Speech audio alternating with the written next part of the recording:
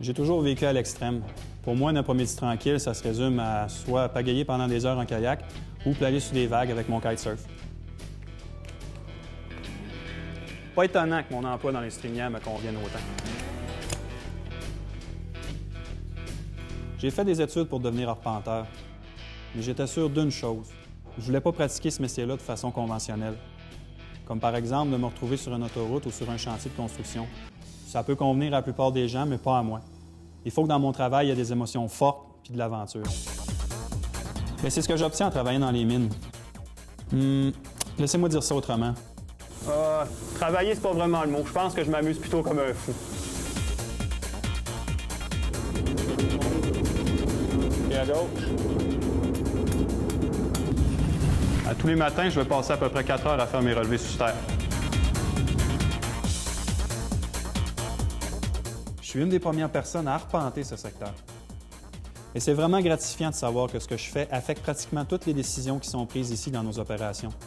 L'information que je recueille à partir de mes relevés donne à toute l'équipe une bonne idée du nombre de tonnes de minerais qui ont été extraites dans un secteur précis de la mine.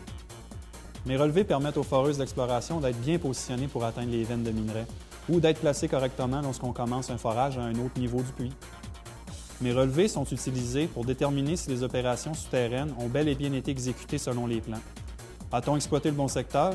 A-t-on exploité suffisamment un endroit en particulier? Et si ce n'est pas le cas, on a besoin d'adopter une nouvelle stratégie rapidement. Je dois vous avouer que souvent, mon travail physiquement est assez exigeant. Je dois monter et descendre souvent des échelles et puis travailler dans des endroits clos et confinés comme celui-ci.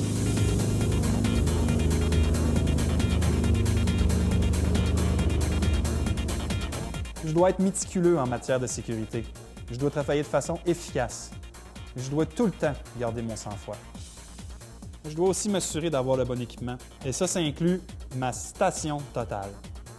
En arpentage, pour être capable d'obtenir un travail de qualité, on doit s'assurer d'avoir le bon équipement, comme un appareil comme celui-ci qui est une station totale. Une station totale, c'est un appareil électronique qui va calculer des angles horizontales, verticales et prendre des distances. À partir d'un point de base de données, comme on a ici une station qui obtient des coordonnées en X, Y et Z, on va être capable de trouver un point, en implanter un ou d'en relever qui va être à peu près précis dans le millimètre.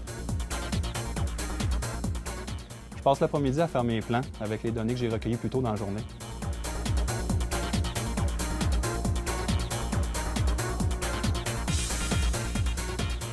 Je peux aussi être appelé à faire de l'arpentage à la surface, comme pour localiser une conduite d'eau qui doit être réparée.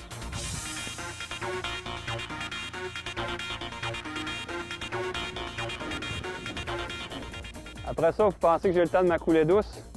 Oubliez ça, ça fait juste commencer.